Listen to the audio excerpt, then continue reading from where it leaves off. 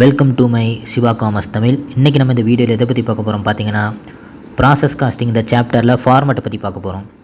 First நம்ம அந்த ஃபார்மெட்டை நம்ம பார்த்துருவோம். ப்ராசஸ் அக்கௌண்ட்டில் வந்து ஃபஸ்ட் நம்ம பர்டிகுலர்ஸ் போடணும், யூனிட்ஸ் போடணும், ருப்பீஸ் ரெண்டு சைடும் அதேமாரி நம்ம போட்டுருணும். யூனிட்ஸ் வந்து இப்போ கொஸ்டினில் கேட்டிருந்தால் நம்ம யூனிட்ஸ் போட்டால் போகிறோம், கேட்காட்டி நம்ம அது போடாண்டா. இப்போ உங்களுக்கு ஃபார்மெட்டுக்கு தெரியணும்னு வண்டி நான் வந்து இதெல்லாம் எழுதியிருக்கேன். இப்போது இதில் வந்து to material, to wages, to direct expenses, to indirect expenses, to sundry material, to abnormal gain. Abnormal கெயின்னா டெபிட் சைடு வரணும், அப்நார்மல் லாஸ்னா கிரெடிட் சைடு வரணும். இப்போ நான் இந்த டூ மெட்டீரியல் வேஜஸ்லாம் சொன்னோம்ல, இதெல்லாம் நீங்கள் அப்படியே படிக்க வேண்டாம். ஏன்னா கொஸ்டின்லேயே அவங்க கொடுத்துருப்பாங்க, அதை நீங்கள் வந்து ஃபுல்லாகவே நீங்கள் டெபிட் சைட்லேயே எழுதினாலே போதும். கிரெடிட் சைடில் வரக்கூடியதெல்லாம் இப்போ அந்த by normal loss, by abnormal loss, by output transfer, by finish stock. இந்த ஃபினிஷ் ஸ்டாக் எதுக்குன்னா, இப்போ நார்மல் லாஸும் அல்ல அப்நார்மல் லாஸ் இதெல்லாம் அவுட்புட் ட்ரான்ஸ்ஃபர், இந்த மூணுமே கொடுத்துருக்க மாட்டாங்க கொஸ்டினில். கொடுக்காமல் இருந்தாங்கன்னா இப்போ இது ஃபுல்லாக நம்ம டோட்டல் பண்ணுறோம். டோட்டல் பண்ணி இந்த ரைட் சைடில் நம்ம டேலி பண்ணதுக்கு வந்து பேலன்ஸ் வந்து டேலி ஆகணும்ல. அப்போ அங்கே ஒன்றுமே கொடுக்காட்டி நம்ம எதை போடுவோம், அதுக்கு வந்து நம்ம பை ஃபினிஷ் ஸ்டாக்குன்னு போட்டு இங்கே உள்ள டோட்டல் அப்படியே அதில் எழுதி நம்ம டேலி பண்ணிடுவோம். அதுக்கு தான் இந்த பை ஃபினிஷ் ஸ்டாக். இப்போ நான் எதுக்கு இந்த ஃபார்மெட் வந்து உங்களுக்கு இதை நான் அப்லோட் பண்ணியிருக்கேன்னா, இந்த ஃபார்மெட்டு இந்த ஆர்டரில் நம்ம எழுதணும்னு உங்களுக்கு தெரியறதுக்கு வேண்டி நான் எழுதியிருக்கேன். இப்போ லெஃப்ட் சைடு டெபிட் சைடில் உள்ளதெல்லாம் நான் சொல்லிட்டேன் ஈஸியாக. ஆனால் இப்போ நான் இது சொல்லாமல் இப்போ கிரெடிட் சைடில் இதெல்லாம் வரும்னு உங்களுக்கு சம்மில் சொன்னால் உங்களுக்கு குழப்பமாக இருக்கும். அதுக்கு தான் இந்த ஃபார்மெட்டை நான் ஒன்று உங்களுக்கு எழுதி அனுப்பியிருக்கேன்.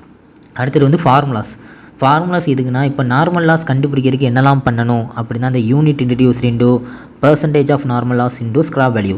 இப்போ அந்த யூனிட் இன்ட்ரடியூஸ்னால் என்னென்னா, இப்போ இந்த மெட்டீரியல் இருக்குல்ல, இப்போ இந்த மெட்டீரியலில் வந்து கொஸ்டினில் ஒரு யூனிட்ஸ் கொடுத்துருப்பாங்க, மெட்டீரியல் இன்ட்ரடியூஸ்னு அப்படின்னு. அந்த யூனிட்ஸ் எடுத்து இதில் போடணும். இப்போ யூனிட் இன்ட்ரடியூஸ்னால் இந்த மெட்டீரியலில் உள்ள யூனிட்ஸ் எடுத்து இன்டூ பர்சன்டேஜ். இப்போ நார்மல் லாஸுக்குன்னு ஒரு செர்டைன் பர்சன்டேஜ் கொடுத்துருப்பாங்க. இப்போ நான் ஒரு எக்ஸாம்பிளுக்கு சொல்லுவேன். இப்போ யூனிட் வந்து இப்போ ஒரு 1000 இருக்குதுன்னு வச்சுக்கோங்க. 1000 இன்டூ இதில் வந்து பர்சன்டேஜ் வந்து இப்போ ஒரு 10% நார்மல் லாஸ்ன்னு கொடுத்துருப்பாங்க. அப்போ 10 × 100. இந்த 10 × 10 டிவைடட் பை 100 இதை நம்ம கேல்குலேட் பண்ணால் 100 வரும்.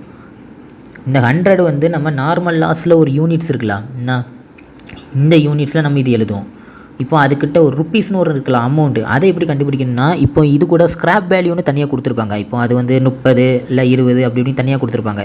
இப்போ ஒரு எக்ஸாம்பிளுக்கு நான் சொல்லுவேன். இப்போ ஸ்கிராப் வேல்யூன்னு தனியாக அப்படி கொடுத்து ஸ்கிராப் வேல்யூ எஸ்பின்னு போடுவேன். இதில் வந்து 30ன்னு கொடுத்துருப்பாங்க. அப்போது இந்த 100 கூட நம்ம 30 நம்ம வந்து இப்போ பெருக்குனா, அது வந்து இந்த 100 கூட இந்த 30 வந்து நம்ம பெருக்குனா 3000 வரும். அந்த 3000 நம்ம வந்து இந்த அமௌண்ட்டில் போடுவோம். இதுதான் நார்மல் லாஸ். இப்போ அடுத்தது அப்நார்மல் கெயின். அது வந்து expenditure of the process minus scrap value of the normal loss divided by input minus normal loss units into abnormal gain units. இதே தான் அப்நார்மல் லாஸுக்கும் expenditure of the process minus scrap value of normal loss divided by input minus normal loss units into abnormal loss units. இந்த ரெண்டுக்கு abnormal கெயினும் abnormal லாஸும் same தான். ஆனால் இது வந்து நான் உங்களுக்கு சம்மு நான் நடத்த நான் அது வந்து உங்களுக்கு சொல்கிறேன். இப்போ உங்களுக்கு சொன்னால் அது புரியாது. இப்போ நார்மல் லாஸ் மட்டும் உங்களுக்கு சிம்பாலிக்காக சொல்லிட்டேன். இப்போ இந்த ஃபார்மெட் படி இப்போ இந்த ப்ராசஸ் அக்கௌண்ட் இருக்கலாம், இதில் வந்து ஒரு சம்மு வந்து இப்போ மாடலுக்கு உங்களுக்கு சும்மா செஞ்சு காணிக்கும். அப்போ உங்களுக்கு அது புரியும்ல, அதுக்கு தான் அந்த இது மொதல் சம் இதில் பார்ப்போம். எக்ஸைஸ் சம்மில்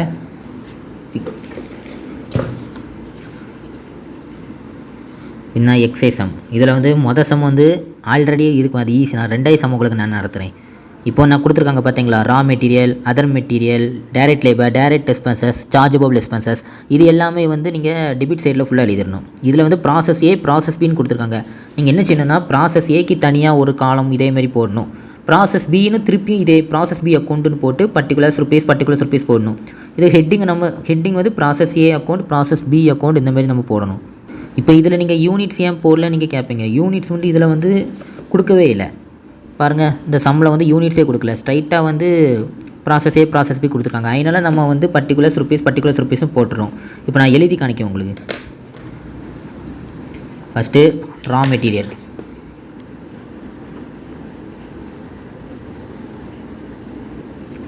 ரா மெட்டீரியல்ஸ் 12,000, other material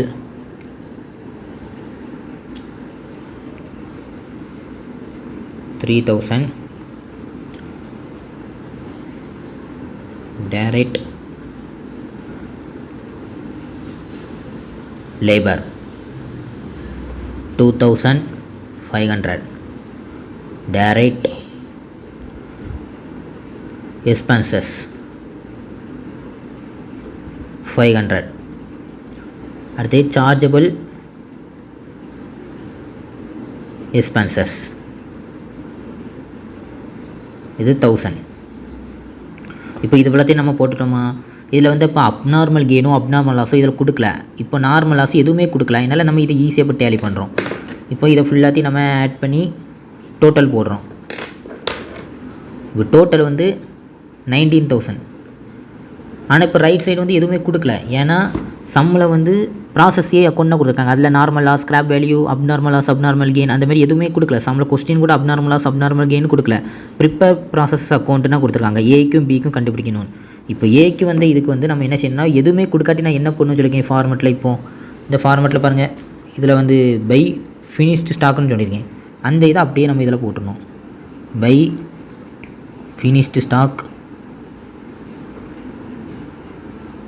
அக்கௌண்ட், அதில் இந்த 90,000 அப்படி போட்டுடணும். இப்போ இதை அப்படியே டேலி பண்ணிடணும்.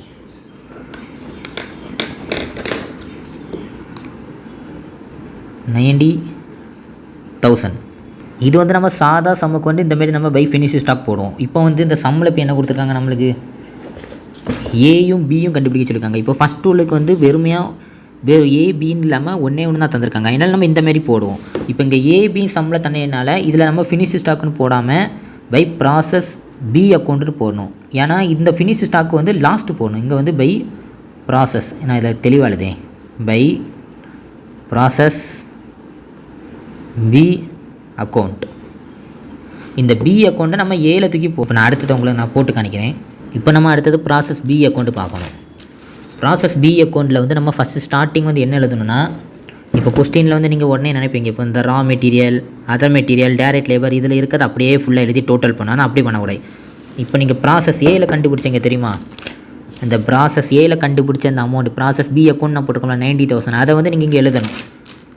இதில் நீங்கள் எடுத்து எழுதணும். இதில் நீங்கள் டு ப்ராசஸ் ஏ அக்கௌண்ட்டுன்னு போடணும். ஏன்னா நம்ம ஃபஸ்ட்டு ஏல தானே கண்டுபிடிச்சோம். To process A account 90,000. இப்போ அடுத்தது நம்ம இதில் சம்மில் இருக்கிறது எல்லாமே நம்ம எடுத்து எழுதுனா ரா மெட்டீரியல் எவ்வளவு அப்படி இப்படின்னு நான் ஒவ்வொன்றா அதை எழுதிடுறேன். To raw material 5,000. To other material 2,000. to direct labor 1,500. to direct expenses 800. to chargeable expenses 800. இப்போ இவ்வளோத்தையும் நீங்கள் டோட்டல் பண்ணிங்கன்னா 29,100. இப்போ இதை வந்து அதே மாதிரி தாங்க நார்மலாக எதுவுமே கொடுக்கல. அதனால் இங்கே தான் நம்ம வந்து என்ன பண்ணணும்னா பை ஃபினிஷ்டு ஸ்டாக் அக்கௌண்ட் அப்படின்னு இதை போட்டு அமௌண்ட்டை டேலி பண்ணணும். 29,100.